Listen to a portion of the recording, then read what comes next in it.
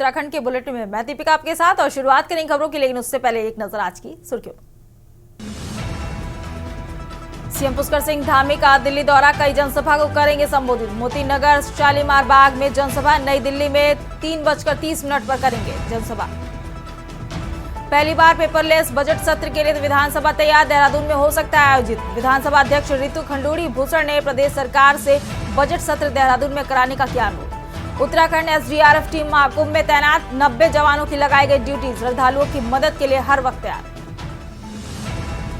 राष्ट्रीय खेलों में राज्य के खिलाड़ियों ने मार्शल आर्ट किया प्रदर्शन, वुशु में चमका उत्तराखंड, राज्य को मिला पहला गोल्ड, 2 कांस्य पदक भी जीत चुके। वन विभाग ने नोडल अधिकारी नामित किए, 7 जिलों में 13 फरवरी को होगी मॉक ड्रिल, राष्ट्रीय आपदा प्रबंधन प्राधिकरण के सहयोग से कराई जाएगी मॉक ड्रिल। फिर बदलने लगा मौसम, आज पहाड़ों में बर्फबारी का अलर्ट, तापमान गिरने से बढ़ेगी ठंड, प्रदेश भर में मौसम रहेगा शुष्क।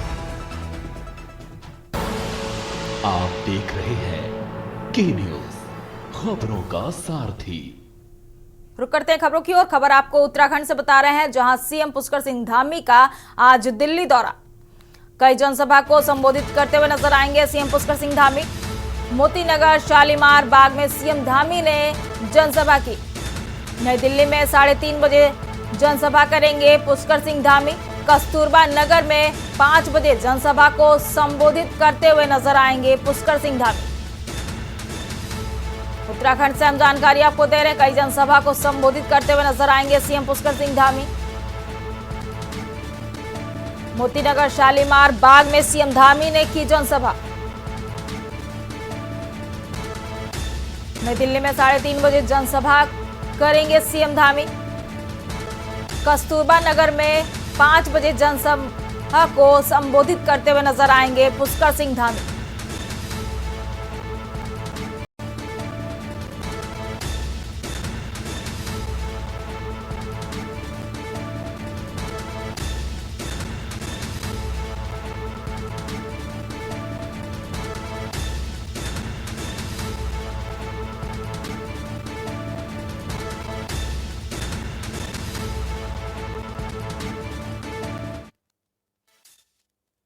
अगली खबर आपको देहरादून से बता रहे हैं, जहां 17 फरवरी से शुरू होगा बजट सत्र।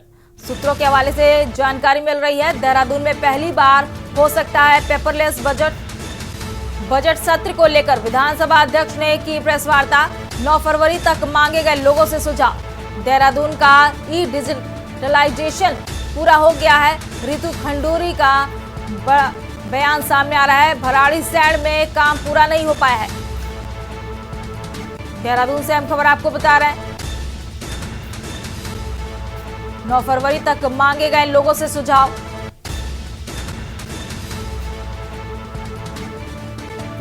देहरादून का डिजिटलाइजेशन पूरा नहीं हो पाया है, ऋतु खंडूड़ी ने कहा है। भराड़ीसैंण में काम पूरा नहीं हो पाया है, ऋतु खंडूड़ी का बयान सामने आ रहा है। 17 फरवरी से शुरू होगा बजट सत्र, सूत्रों के हवाले से जानकारी मिल रही है। देहरादून में पहली बार हो सकता है पेपरलेस बजट। देहरादून से हम जानकारी आपको दे रहे हैं, बजट सत्र को लेकर विधानसभा अध्यक्ष ने प्रेस वार्ता की है। 9 फरवरी तक मांगे गए लोगों से सुझाव।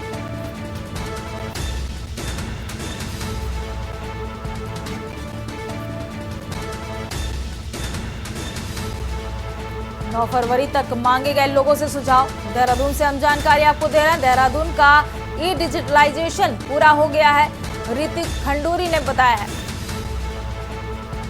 ऋतु खंडूरी ने कहा है, भराड़ीसैंण में काम पूरा नहीं हो पाया है।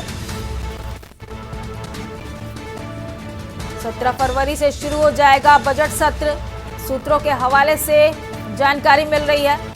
देहरादून से हम खबर आपको बता रहे हैं, बजट सत्र को लेकर विधानसभा अध्यक्ष ने प्रेस वार्ता की है। 9 फरवरी तक मांगे गए हैं लोगों से सुझाव।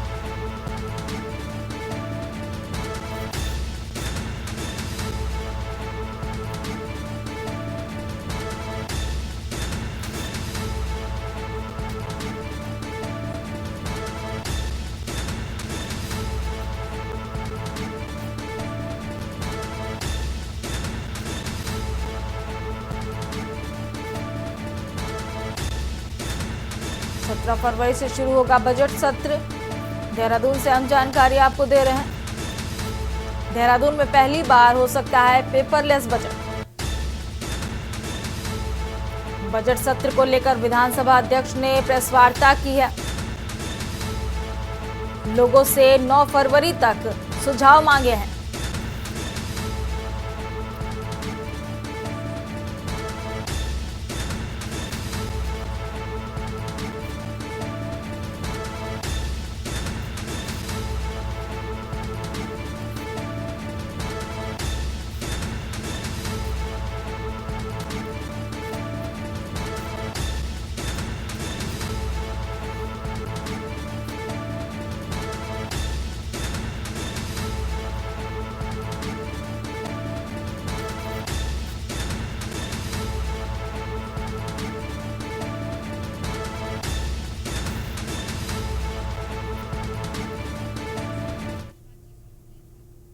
बढ़ते हैं अगली खबर की ओर। अगली खबर आपको लक्सर से बता रहे हैं, जहां महापंचायत में पहुंच रहे हैं ब्राह्मण समाज।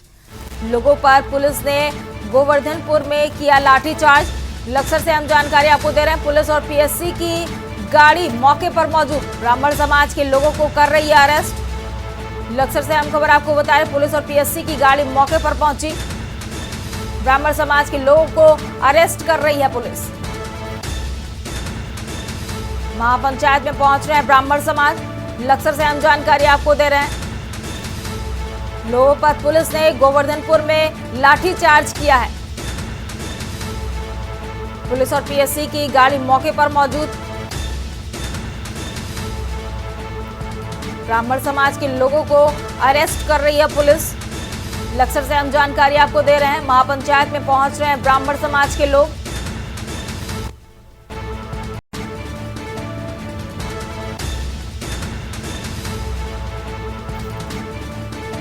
पुलिस और पीएससी की गाड़ी मौके पर मौजूद है। ब्राह्मण समाज के लोगों को कर रही है अरेस्ट। महापंचायत में पहुंच रहे हैं ब्राह्मण समाज। लक्सर से हम जानकारी आपको दे रहे हैं, पुलिस ने गोवर्धनपुर में लाठीचार्ज किया है। मौके पर पुलिस और पीएससी की गाड़ियां मौजूद हैं। पुलिस ब्राह्मण समाज के लोगों को अरेस्ट कर रही है।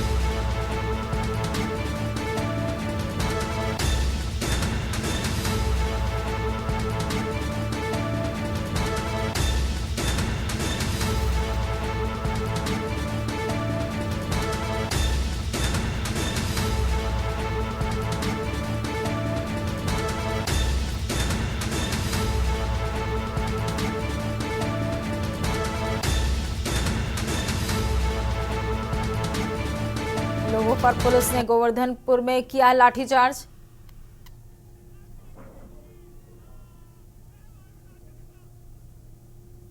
अब बात करेंगे डोईवाला की, जहां विधायक उमेश को पुलिस ने हिरासत में लिया है। लच्छीवाला टोल पर पुलिस ने हिरासत में लिया। खानपुर विधायक को पुलिस ने रुड़की जाने से रोक दिया है। कानून व्यवस्था का हवाला देकर विधायक को रोका गया है। विधायक उमेश की हिरासत में लेने पर विवाद सामने आ रहा है। कानपुर विधायक को पुलिस ने रुड़की जाने से रोका। कानून व्यवस्था का हवाला देकर विधायक को रोका गया है। लच्छीवाला टोल पर पुलिस ने हिरासत में लिया विधायक को। कानपुर विधायक को पुलिस ने रुड़की जाने से रोक दिया है। कानून व्यवस्था का हवाला देकर विधायक को रोका गया है। विधायक उमेश की हिरासत में लेने पर विवाद। डोईवाला से हम खबर आपको बता रहे हैं, विधायक उमेश को पुलिस ने हिरासत में लिया। कानून का हवाला देकर विधायक उमेश को रोका गया है। लच्छीवाला टोल पर विधायक उमेश को पुलिस ने रोका।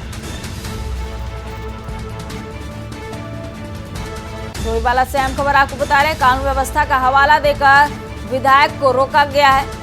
लच्छीवाला टोल पर पुलिस ने हिरासत में लिया।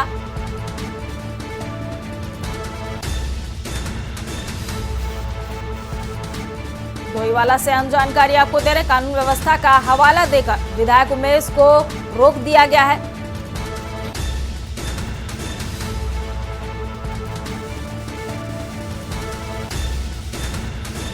विधायक उमेश को पुलिस ने हिरासत में लिया। डोईवाला से हम जानकारी आपको दे रहे हैं, लच्छीवाला टोल पर पुलिस ने हिरासत में लिया विधायक को।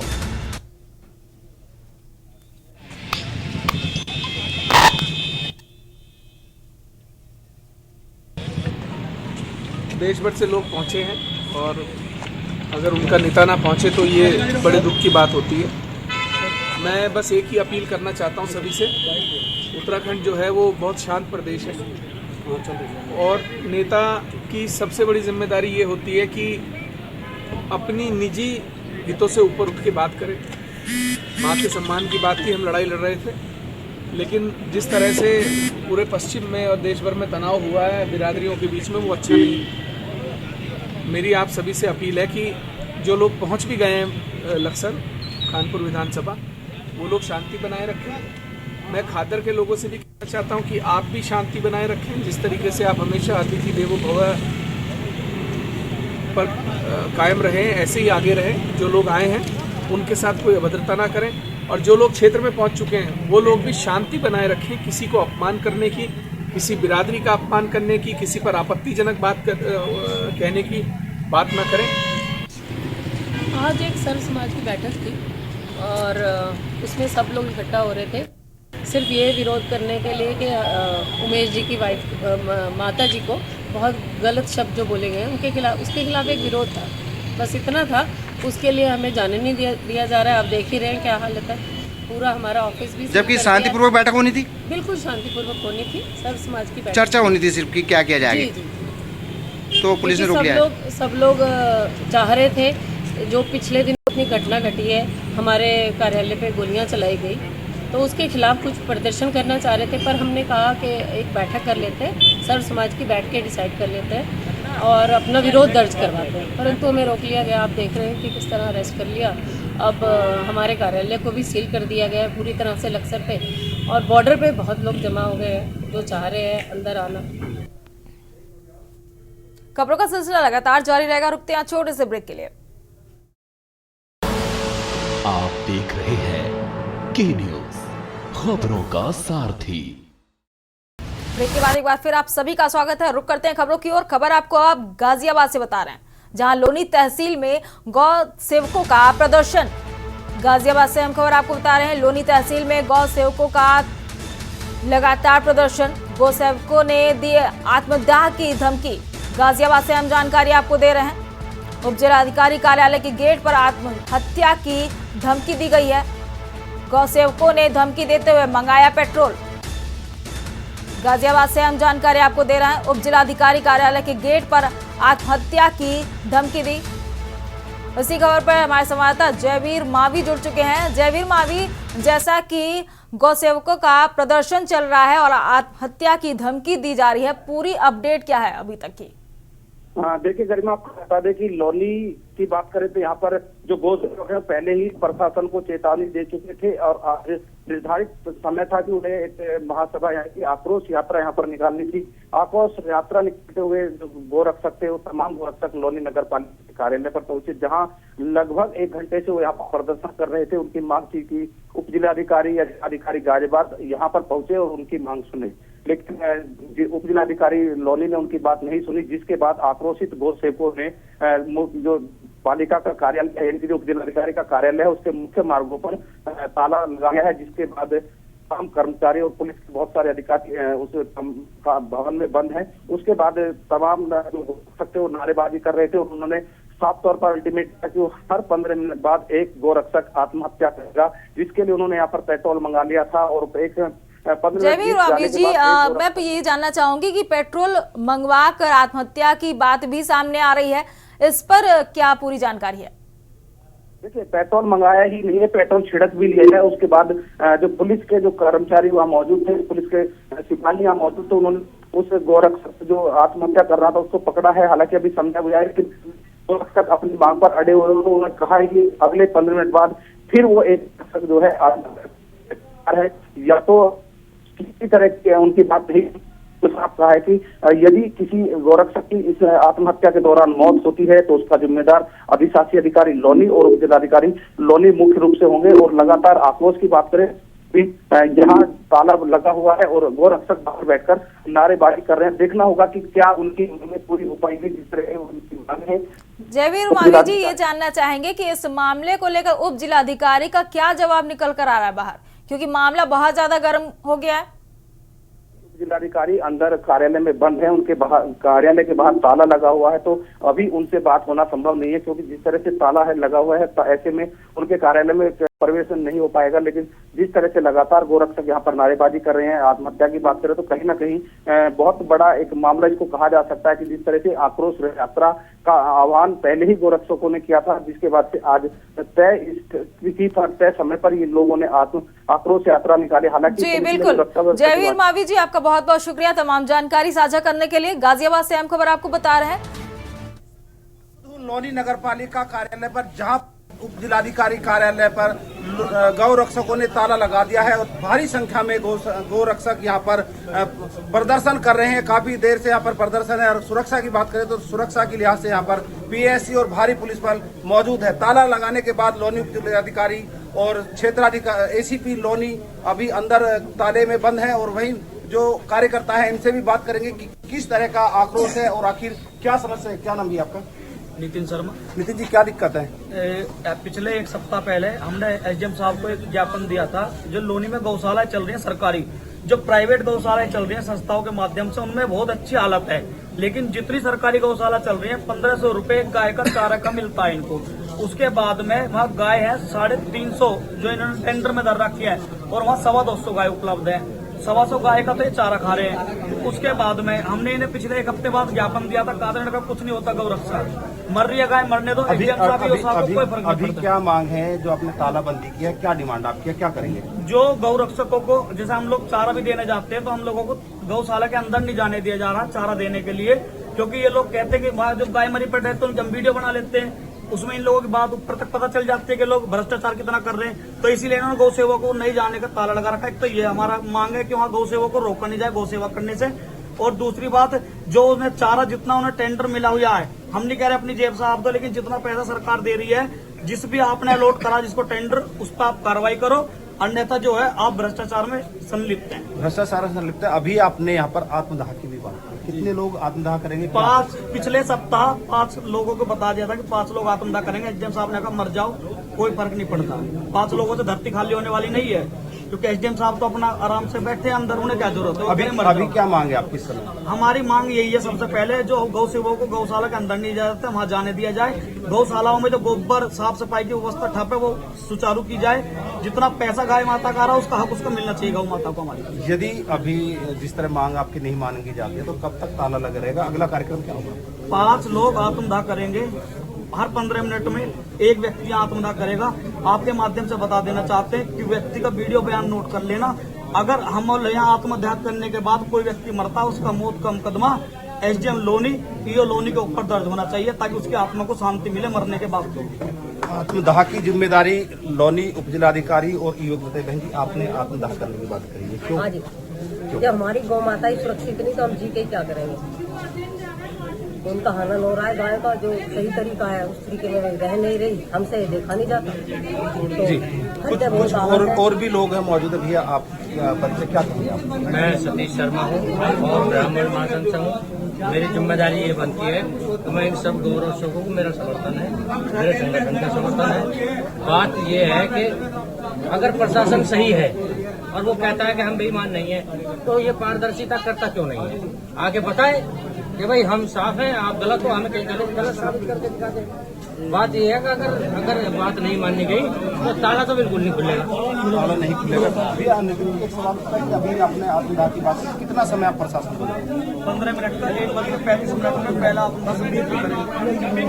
यदि 15 मिनट में कुछ समय बाद समस्या का समाधान नहीं होता है और अधिकारी नहीं सुनते हैं तो गोरक्षकों ने यहाँ पर आत्मदाह की बात की है, जिसकी पूरी जिम्मेदारी जिलाधिकारी लोनी और अधिशासी अधिकारी लोनी की बताई गई है। जयवीर मावी, के न्यूज, गाजियाबाद। रुक करते हैं अगली खबर का। अगली खबर आपको देहरादून से बता रहे हैं, जहां उत्तराखंड विधानसभा अध्यक्ष रितु खंडूरी ने अपने शासकीय आवास पर पत्रकार वार्ता को संबोधित किया। उन्होंने कहा कि आगामी बजट के लिए विधानसभा तैयार है। उन्होंने कहा है कि इस बार हम गैरसैंण और देहरादून दोनों सदन को डिजिटलाइजेशन किया जा रहा है।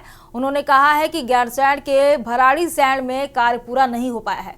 इस वजह से वे सरकार से अनुरोध कर रही हैं कि सरकार बजट को भराड़ीसैंण करने के बजाय देहरादून में कराएं।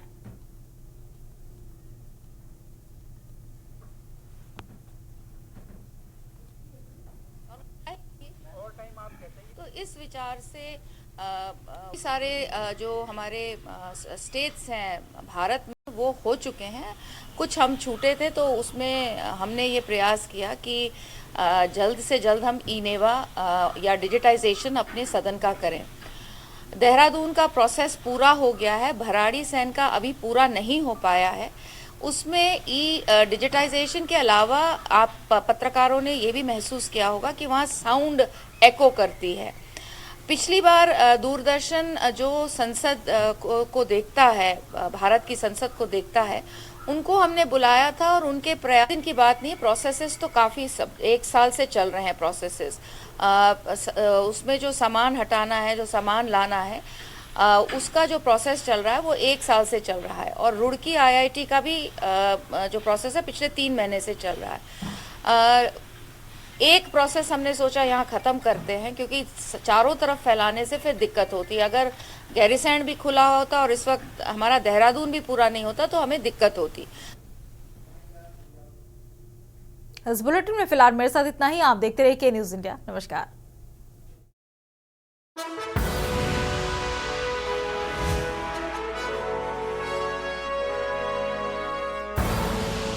आप देख रहे हैं के-न्यूज़, खबरों का सारथी।